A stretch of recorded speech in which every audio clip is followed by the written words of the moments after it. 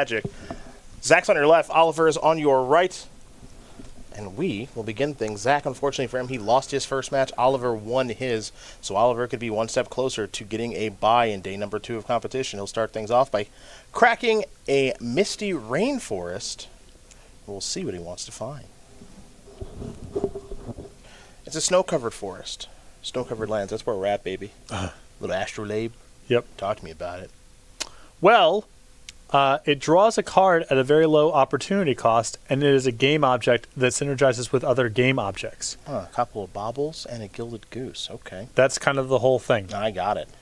Appreciate that. And it allows these snow decks to play numerous colors without getting color screws frequently. Sure because does. part of the conceit of playing snow is that you have to play with a lot of basics, and it can be hard to play multicolor decks under that constraint. But the Astrolabe fixes that as well.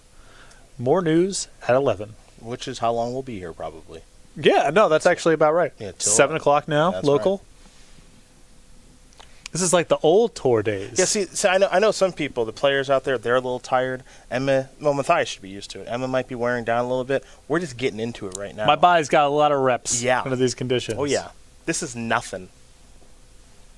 I've been there when they've been packing up the convention center. Plenty of trucks. Here is an astrolabe off of snow-covered plains. Bobble trigger real quick here for Oliver. He's going to take a look at his top card. We'll see if he wants to take a look at Zach's top card, too. He does not. So Zach will draw a card. Oliver's going to draw a card from his bauble and draw a card for his turn. Interesting that Tomajko would choose to look at his own deck with no way to shuffle. So surprised. Rather than Alan. Yeah. Don't you want to know what's going on over there? Well, apparently not. There's Oko. Okay. I had a feeling he had Oko in his deck. Okay. I had a feeling. We're going to have to get that graphic updated. We can take care of that later. We're going to head back over to Zach Allen now. So Alan's going to have a really tough time generating a text box for the rest of the game. You can see him sort of furrowing his brow a little bit. Yeah. It's because I think his deck is mostly composed of cards with abilities, and those are going to be tricky to use for the remainder of the game.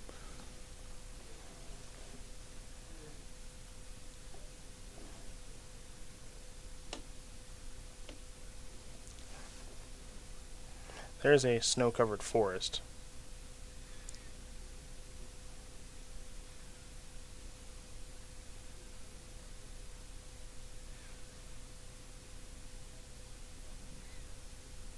Noble Hierarch. We got some sincere catching up to do right now for Zach Allen.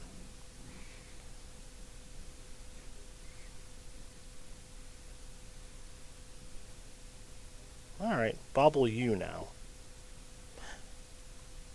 Alright, back to Oliver. He'll draw from bobble. He'll draw for the turn.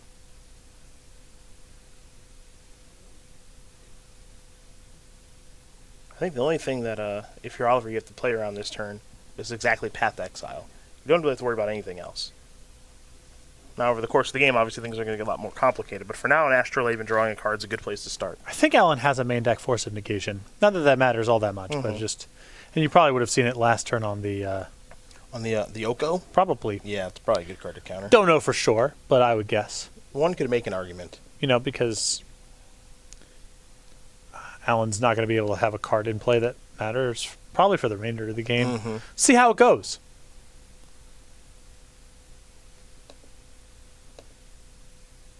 Here's Emery now. Yeah, Oliver's starting to flex his muscles a little bit here. And yes, he does. I have our deck list in front of us. You can, of course, take a look at that on the coverage page or on Cardboard Live as well. And Oliver, yes, he does have 4 copies of Oko in his deck, so we do apologize for the error on the deck list graphic. With the deck not having Oko in it when we were going over it. Of course he has Oko. He's playing blue and green cards.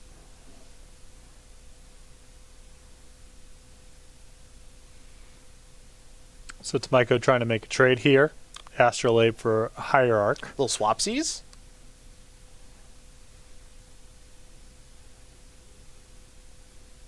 I like a swapsies. Gonna path his own creature. Alright. That's one less path you have to worry about if you're Oliver. I'm sure Zach would like to path the, for example, Emery.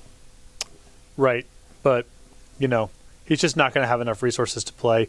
You can't, if you're in Alan's position, you can't really be concerned too much about the short term or the long term implications of just about anything right now, because in the short term, just beating the Oko is going to be hard enough. Yes. That I can agree with you on. That card is it's a lot. Emery's a problem for another day.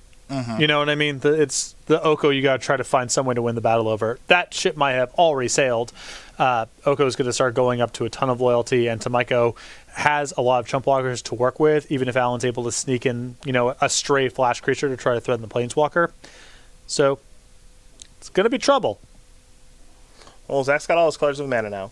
In combination with the Astrolabe, mana should not really be much of a problem here for our RIW player.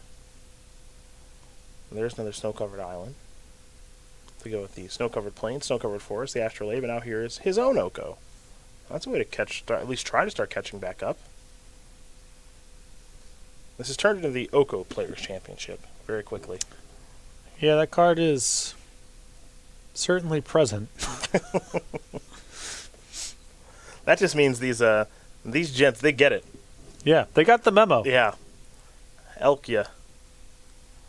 And it looks like Gilded Goose is going to jump in front of that elk because Oliver would like to keep his own Oko, which makes a lot of sense. There's a Path to Exile on Emery. All right, so Zach had a second Path to Exile. Good job playing catch-up here from Alan. I think he's done a nice job this turn. Yeah, he's, again, not out of the clear, and Tomajko's going to have a lot of mana and resources to work with, but he's at least got some presence on the battlefield now that can't just be trivialized by Oko. So we're going to head back over to Tomajko, who's got that active Oko. Couple of lands, an Astrolabe, and a Gilded Goose.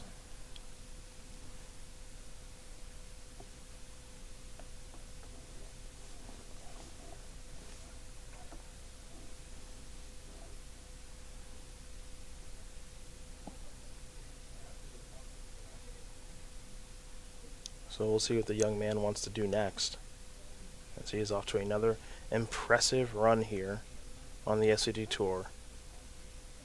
Made it through his first pod pretty easily to put himself directly into the battle for Buy's pod. So he's already locked up day number 2 of competition. Now he wants to lock up a buy for day number 2 and make his path to day 3 that much easier. That's the entire goal right now.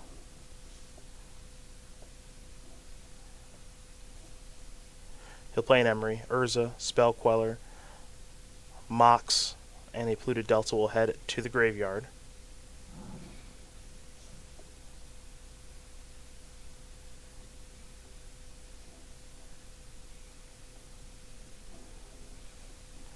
That Astrolabe is going to become an elk via the Oko.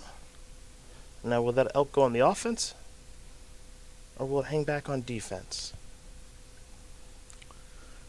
Well, if you attack, it seems likely you're committed to a chump block, and I don't know how effectively you're going to be able to threaten Alan's Oko over the course of a couple turns. But I think trying to keep the Oko off of the swap power is a big part of all of this, too. Mm-hmm. Because that one can't be understated. And, Tomajko's kind of got an advantage on the other resources of the game here. So if he can zero out both Okos, that's probably a stronger position for him than both players controlling an Oko. The Stoneforge Mystic here for Zach. He's going to go searching for an equipment in his Bant Snowblade deck.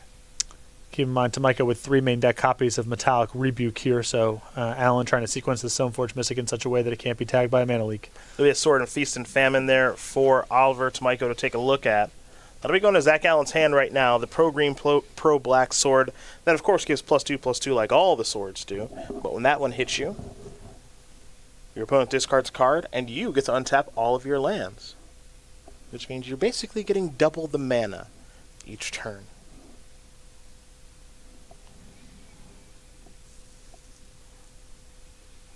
Now Oko is going to turn Emery into an elk, so that problem appears to be solved. Gilded Goose is going to make food. So 2 food on the battlefield there for Oliver. He's going to untap those lands and those cards. He'll draw a card. We'll see what he wants to do on this, I believe, his 6th turn of the game. Tomajko really paid off for that attack with the elk the previous turn. I thought it might have been a shade on the aggressive side here, but now Alan holding back his elk, and he's got an Oko remaining at 3 loyalty and Tomajko with 2 elks queued up. Combat's going to look really good for Tomajko regardless of if Alan has a trick or not. Oliver Fountain's going to enter the battlefield untapped there for Oliver. He'll go towards Emery once again. And that's going to resolve. So 4 cards headed to the graveyard. Witching Well is 1. Oko, Astrolabe, and Bauble all headed to the bin. Interesting to note that he decided to lose the new Embry because the current Embry is a 3/3. I'm a little surprised by that. I'm not. I think, again, Tomajko's position is so good if he can get rid of Alan's Oko because he's ahead on so many other resources in the game. And you're down the Emery, and that's a little bit painful, but you're getting the Oko off the battlefield, and having a 3/3 left over as a consolation prize is not that bad. Well, then I ask you, why play the Emery at all? There had to be a reason. I don't think he does things on accident. I don't know. Is there something that he can spike off of a mill there? I guess so. Here's one thing I think he was thinking. If I play this and he spell quellers it, I'm totally fine with that because it taps him out for the entire turn. If he tries to interact with it some way as though I want to keep this one, right? That's why I think he did that the way that he did it, which looked a little bit strange. It makes me wonder if he's happy with that exchange. There's Icefang Kotal. So that's going to come in. Plenty of snow permanents on the battlefield. So Zach gets to draw a card, and that thing's got Death Touch, of course. But this is not a bad spot for Tomajko regardless, because either Alan is going to block with everything, including Stoneforge Mystic Chump, and then have nothing to do with the equipment without a creature, or he's got to let the Oko go. So kind of a win-win there. Alan realizing it's not really tenable in the long term to try to protect this Oko. He needs creatures on the battlefield regardless to try to do something with his equipment, and so he's just got to let that attack through. Yeah, he decided to part ways. So Oko's going to bite the dust. Now you see the battlefield here for Zach Allen. 5 lands. A 3/3 Elked Arkham's Astrolabe, an Icefang Kotal, and a Stoneforge Mystic, and we know that he's got Sword of Feast and Famine in hand, so he could take the risk of equipping the sword right now and trying to hit, making Oliver discard one of his 2 cards. That's definitely an option right now. And getting all the mana back. Yes. That could be a fairly attractive line of play.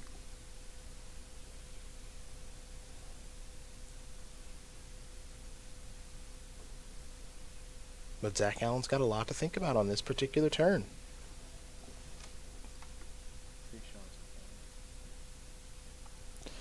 So if that play last turn from Tomajko was a bluff with the Emery, that comes at a pretty major opportunity cost. That's what I'm thinking. Because if that elk dies, you're freed up all of a sudden. Your Emery's back on.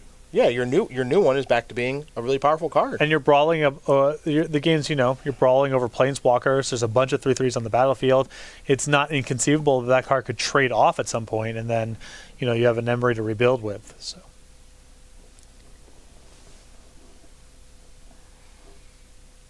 Oh, we're going to go back over to Oliver now. He still does have an Oko on the battlefield.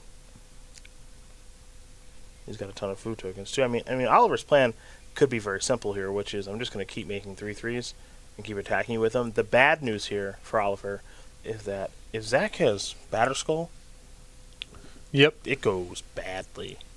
And you saw Zach on his turn. Look, he's left up all of his mana. He could have put in Sword of Feast and Famine. He chose not to. And I think if you're Oliver, you might be saying to yourself, I really can't play around Batterskull, so I'm just going to come in here and hope for the best. I mean, it's suspicious, but again, what are you going to do? And you're seeing one of the vulnerabilities of the Ursa decks on display. They just don't have a ton of live cards. It's a lot of setup. You have Emery as a way to kind of grind through extra cards with one of your baubles, and then you have Oko and Ursa, and the deck does have a habit in some games of just flooding out with not that much in the way of good cards. Alan's deck is just chock full of stuff that works and stuff that's powerful on its own. And if Tomajko can't resolve one of his marquee cards, we're just playing, my second tier of cards against your second tier of cards, it has a massive advantage in that sort of game. Well, bad news here for Tomajko. Batterskull has shown up, as has former Invitational champion Alex Bostecki, who is our germ token around these parts. And there's some blocking to be done right now if you're Zach Allen, or at least you hope you get the opportunity to. Allen has done an excellent job of negotiating through Tomajko's turn to Oko on the play. Mm-hmm. Now, it's not like the Oko's off the battlefield. Allen is not out of it just yet, but his position's good, and it's going to be tricky for Tomajko to protect the Oko going forward. Well, it's only getting more difficult, too. So here come your blocks. Koldal will do some trading. Koldal's done a nice job this game, of course, drawing a card. So this all looks pretty darn good. Spellqueller took care of the Cryptic command, and now Zach Allen's really starting to run away with this. You took your contrarian pick. You felt that Zach Allen and Matthew Dilks would win this round. It's one game. Yep, it is. It is only one game. This is true. But it's one that's looking very good for Zach Allen. And now we get to go Sword of Feast and Famine. Super cool. That can finish off the Oko, or you can put it over there, however you want to do it. There's a way this turn ultimately to say finish off Oko, hit you with sword, make you discard a card, untap all of my lands, which is the most important point here if you are Zach Allen. So there goes a card. Metallic Rebuke is the discard, and Zach Allen is very far ahead in this game now. Seems like he's pretty comfortable in this spot, too. Patrick, you've talked a couple times here this weekend so far about how he just loves himself a control strategy, and he's controlling quite a bit right now. Oh, and now we got the combo here. Yeah, one of your favorites. Yes. Now it looks like he's going to bounce the food token. That's an elk to draw a card, but he could have bounced Spellqueller and gotten that back and had the mana available, I believe, to Spellqueller or something else. But, boy, is he so far ahead already, he might not even have to make that play. No, I think it's just better. This is also a really proactive play, and it sets up lethal for next turn. Yeah, and that is going to do it. So Zach Allen's going to win game number one here over Oliver Tomajko. Bant Snowblade able to defeat a turn 2 Urza, truth be told, pretty easily. A turn 2 Oko on the play there from Tomajko with other stuff. Other stuff. That wasn't the end of it. But Allen was able to resolve his own Oko, make the battlefield a little gummed down for a couple of turns. Tomajko did not find one of his payoff cards. And, Allen's sort of secondary wave of stuff there, much, much better than Tomajko's. Yeah, pretty impressive. Able to get that W, what appeared to be fairly easily there for Zach Allen. So we go to the sideboard. We'll start with Tomajko, who's got 4 Damping Spheres, 4 Path to Exile, 2 Ashiok Dreamrender, 2 Pithing Needle, 2 Veil of Summer, and a Teferi Time Raveler. I mean, you can make a case here for Veil of Summer and the Path as well. I don't know if there's enough searching to be done for Ashiok to get over the line here. Teferi Time Raveler's fine in this matchup too. Allen's got a lot of attractive stuff to bounce and plays a lot on Tomajko's turn. Other side of things here for ZA, he's got 2 on Thin Ice, 2 Veil of Summer, 2 Mystical Dispute, 2 Rest in Peace. Singletons are Ceremonious Rejection, Damping Sphere of his own.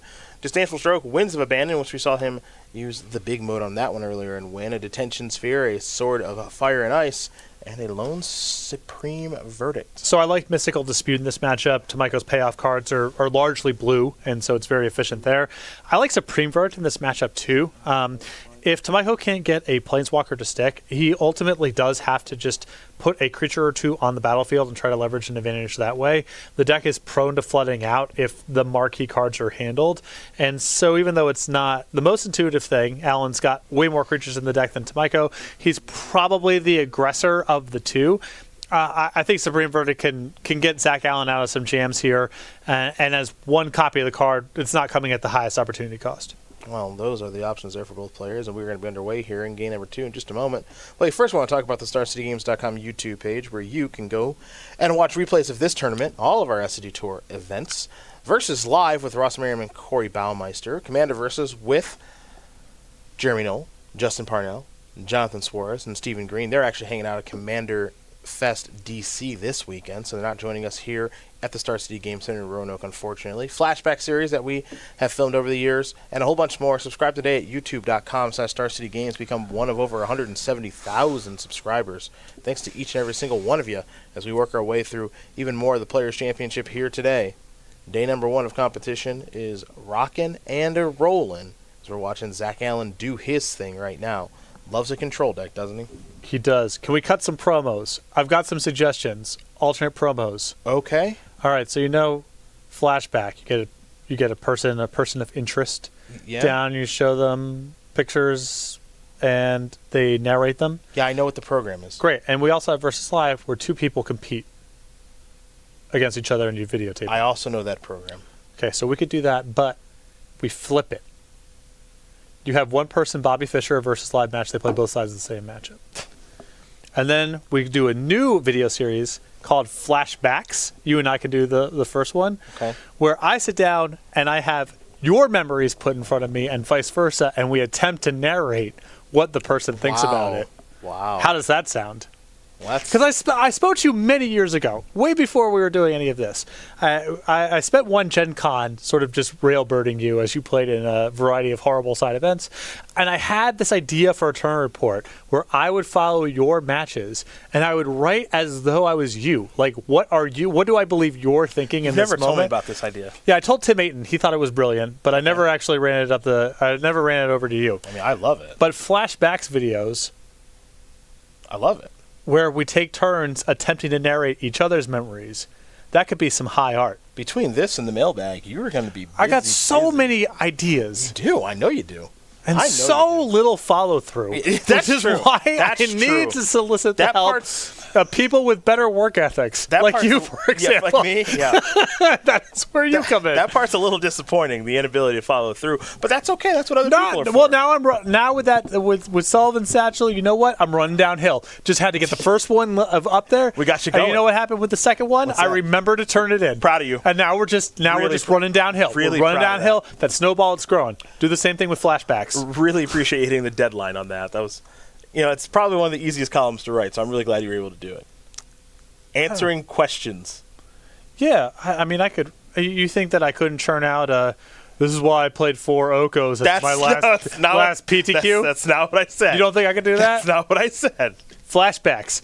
Show me in front of other people's memories. That's the next wave. This is like an episode of Minority Report going Right. on here. Some scary stuff, honestly. But I'm here for it. Tomajko off to a nice start. Goose, Emery, Bobble. Looks like Zach's gonna have a response to this Emery though. Is he's gonna sacrifice a Misty Rainforest?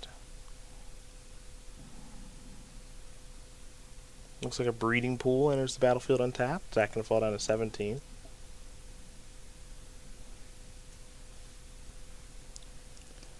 I believe we have a mystical dispute on its way. That would be my guess.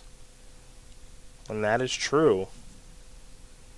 So we're going to go back over to Zach Allen, who elected to leave mana up for Mystical Dispute as opposed to playing a Noble Hierarch on turn 1. Well, Tomajko's got a bunch of powerful blue cards to cast in that spot. Emery and Oko. And he's going to be able to catch back up right away by deploying a Birds of Paradise, crack a fetch land. We'll see what land he wants to go grab. It's going to be a snow-covered forest. As Allen falls down to 16. And if he does deploy that Noble Hierarch this turn, then he's caught back up in a very big way. And there's that Noble Hierarch. So a very calculated move there from Zach Allen. As there's a Mishra's Bauble there from Oliver Tomajko, who will take a look at the top card of his deck. Apparently doesn't like it, so he's going to sacrifice the Polluted Delta, shuffle that top card away, getting a land out of his deck in the process. And then he'll be drawing 2 cards in his turn, one from the Bauble trigger, and of course, one for the draw step for the turn. These players are very much off to the races right now. Let's see if Tomajko can follow up here with one of his good cards, because he just doesn't have that many in the deck. Believe his draw step was an Urza. That would classify as a good card. That's one of the, Dare I say, one of the best cards.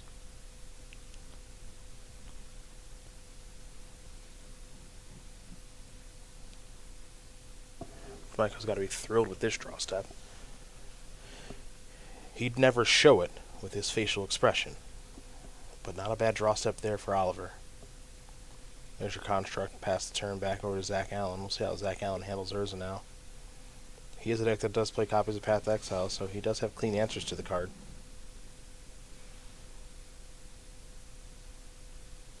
Now there's the land.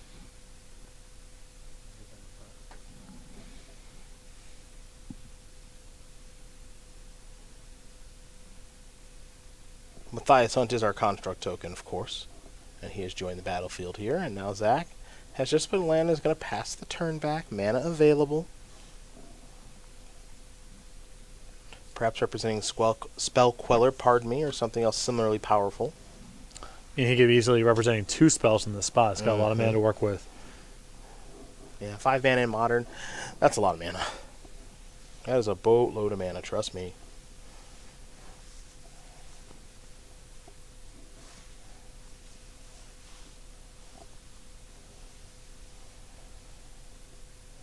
Well, there's a goose.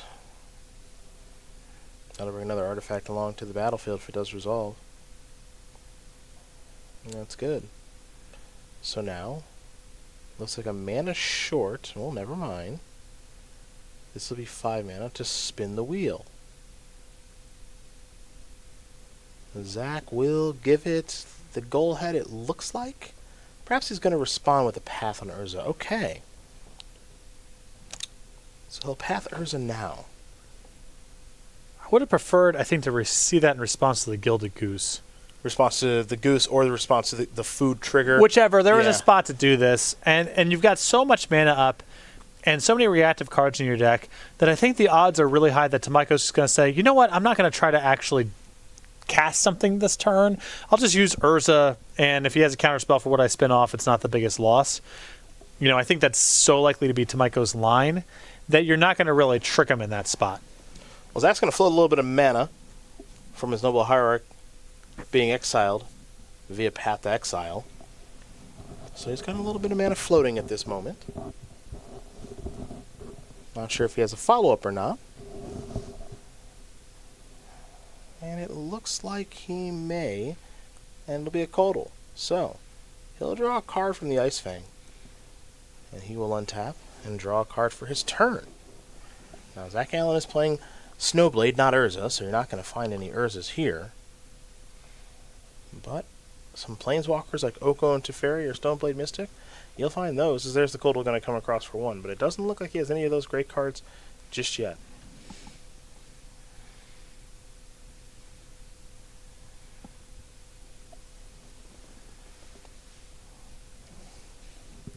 But these players want to make sure they have life totals correct here before moving forward, so it's always good to communicate with each other and make sure you're happy in that regard. So they'll take a moment to do that and then move forward with this game.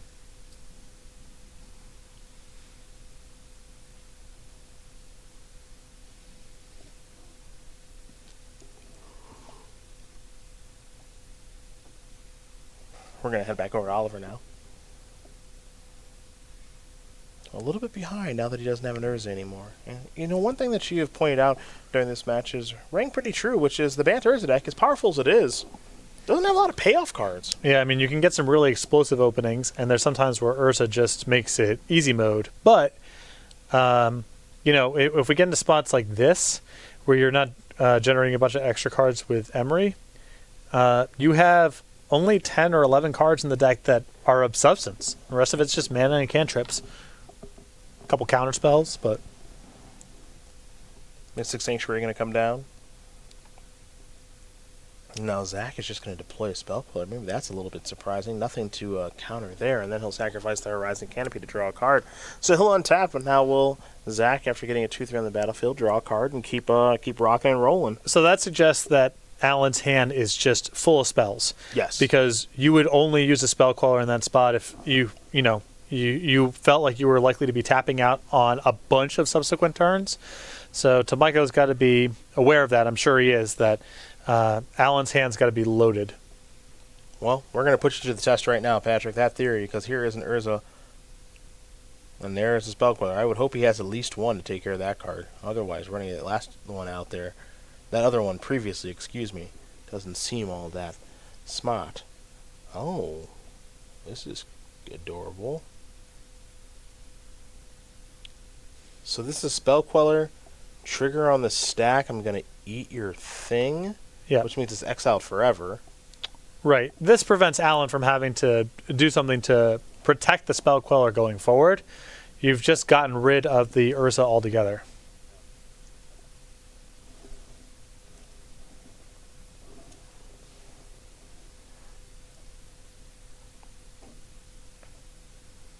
Well, there you go. Even if Alan's hand was really tight on mana, I still don't know how I feel about just playing the Spell Queller here. It's so hard to damage race in the face of these two Gilded Geese that I don't know how valuable it is to having the 2/3. Even if your hand is jammed up, it feels like that's got to be a bit more valuable than using your mana efficiently. But I guess we'll see. Well, if I'm Zach, the one piece to the puzzle that I'm kind of missing right now is an equipment. Yeah. Preferably Sword of Feast and Famine as we head back over to Oliver Tomajko. He'll draw a card. Right now his construct is a 4/4. It could grow at any moment because Gilded Geese can pump out artifacts. And there's Ice Fang Kotal. We'll take that. That'll draw a card. Getting in difficult here for Oliver. There's your trade. But Zach's actually ahead on cards there. Now there's Witching Well, which isn't so bad. Tomajko would pretty gladly pay 5 mana right now to draw 2 cards and scry a little bit. Well, there's Spell Queller number 3. We had a feeling he had at least one more, but not too surprising to see the third copy get played this game either. Especially when Zach was aggressively pathing the other one with the effect on the stack. Yeah. I think that's your dead giveaway about how things are going.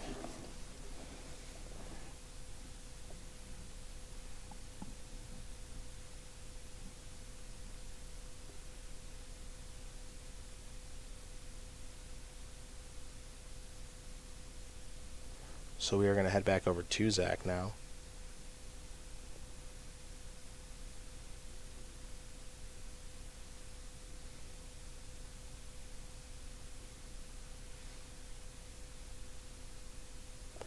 And he's tapping a lot of mana on his main phase right now. What for? I said earlier, sword would be a good place to be, and there is a sword. Yep, Alan's just got to be mindful of, Tomajko's stray outs here. Not a whole lot of cards that are irrelevant. I guess the biggest concern in the abstract is engineered explosives, but it's not clear if Alan can really play around that in any sort of meaningful way. So Zach is going to play Sword of Feast and Famine, equip Sword of Feast and Famine, play Stoneforge Mystics, search for Sword of Fire and Ice, and then go to the attack step with the idea that this is all going to go totally fine. Attack, trigger the sword, make you discard all that jazz, and then ideally get to deploy Sword of Fire and Ice as well. And here's 5 mana, and there's your Sword of Fire and Ice in combination with Sword and Feast and Famine. Oliver Tomajko, you got about a turn, my friend. It's drawing very heavy to explosives. That is true. EE would be the place to be. EE on 3 would blow up swords and Quellers, and that would be outrageous. But has he drawn the powerful artifact? He's going to tap 3 mana. Well, that's a 3 mana spell. It doesn't take care of all the others, but it's not a bad place to start. So Oka is going to slow down Sword of Feast and Famine by turning it into an elk. So we're going to head back over to Zach Allen, it looks like, here in just a moment.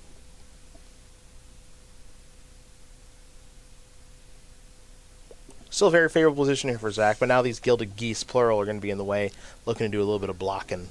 Yeah, I mean, Alan can try to just run down Oko this turn. It gives you, I guess, a little bit of a hedge against engineered explosives.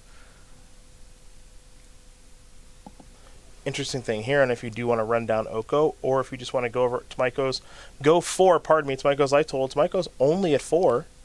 I mean, Tomajko's in much more tenuous position trying to protect his life total at this point than the Oko, and you really don't do anything relevant by whittling down the Oko over time. So my guess is that Alan is just going to dial up a major attack on Tomajko here. There are concerns about Oko. It's -5, doing a little swap around, all of that jazz. Especially with those, looks like 5 food tokens staying out on the battlefield. So I'll be curious to see where Zach does choose to attack here, as he's sending in with all of his creatures, not scared of anything. And he has no reason to be.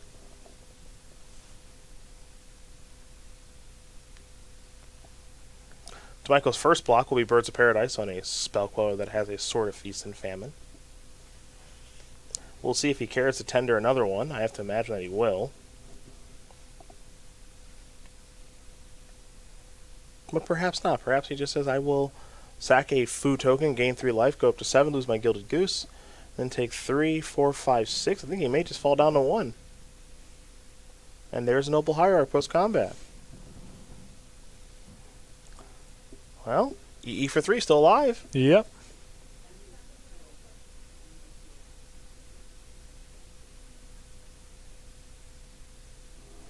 Can Tomajko find it? That's the big question.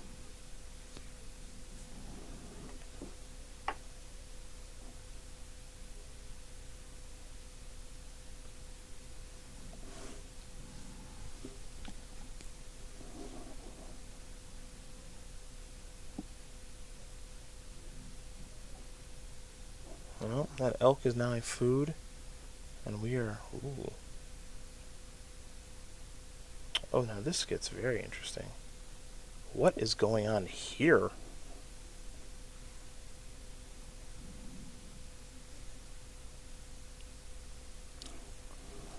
You know, one card...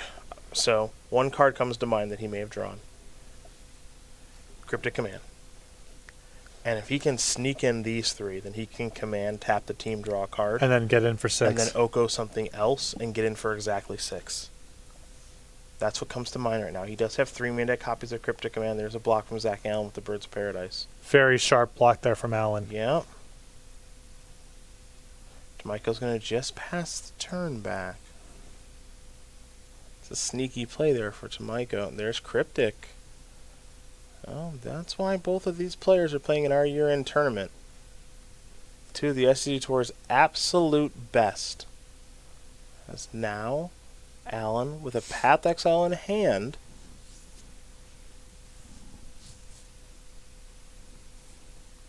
will continue on with his turn, knowing that there is no attacking to be done.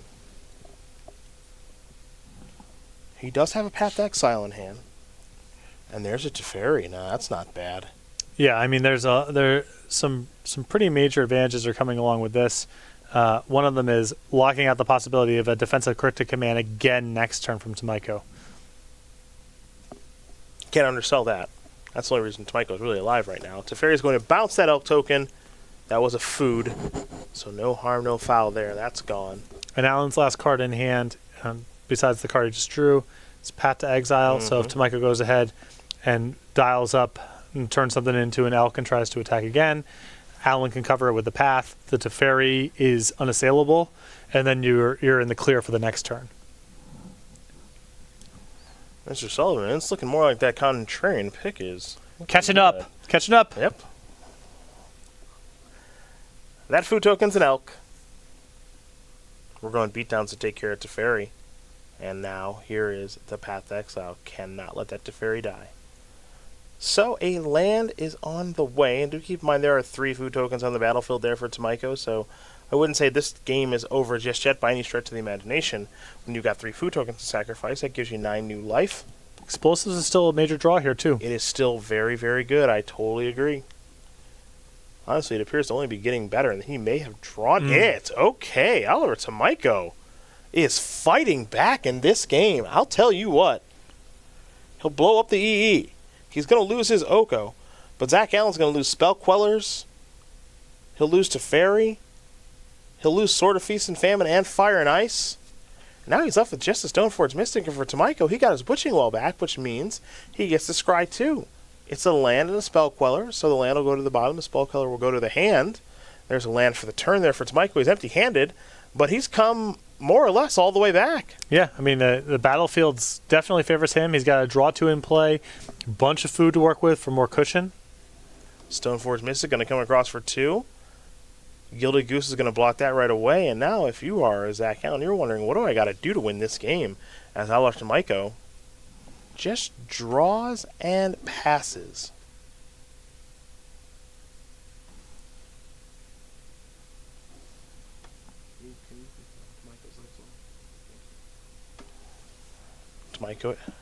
Tomajko at 2. Might be falling down to 1 because of the fetch here. We'll get that confirmed as well. And he is down to 1. Mystic Sanctuary. Trigger. Something's going to go on top of the deck. Almost certainly going to be Cryptic Command. So there goes Cryptic Command back on top. And now we'll sacrifice the Witching Well. So not 1, but 2 cards. And sacrifice a food. Tomajko using all of his mana on the end of Zach Allen's turn. He's up to 4, is young Oliver Tomajko. Player that qualified for this tournament during Season 1 of the SCG Tour and decided, you know what, I still just want to keep playing some Magic. I have no interest in stopping. Racked up even more wins. And helped some of his friends and teammates get into this tournament as well. So Alan knows there's no point in trying to cast anything right now. So he's just going to pass in the face of that Cryptic Command. The question is, can he force Tomajko to do something with the Cryptic by just attacking with the Stoneforge Mystic over the next couple of turns? That's going to be tough. Tomajko is out of food and doesn't have a lot of life to work with. Mr. Rainforest there for Oliver. Mox Ult will pass the turn back. Zach is going to sacrifice that fetch land. No question that's a big win for Alan here if he can force Tomajko to tap and draw a card defensively from just the Stoneforge Mystic attack at some point. If not this turn, the next. It's a good goal to have. I don't know if it's going to happen, but it's a good goal to have.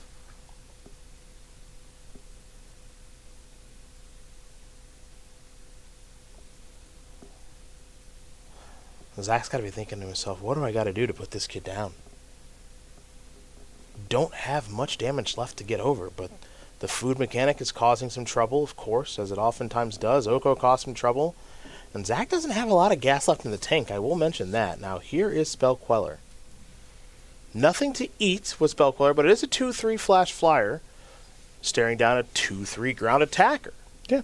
So, I mean, this counts. I mean, again, Tomajko having to use one of his marquee pieces in a modest spot. It's not what you would like to do with a Spell Queller here, but he's got to do something at some point. If it's not the Spell Queller, it's the Cryptic Command, and now we're at neutral with Tomajko having a Cryptic Command and the burden being on Alan to cast something. a couple of tough draw steps there for Zach Allen. He picked up at least 1 copy of Mana Leak, which... Mana Leak.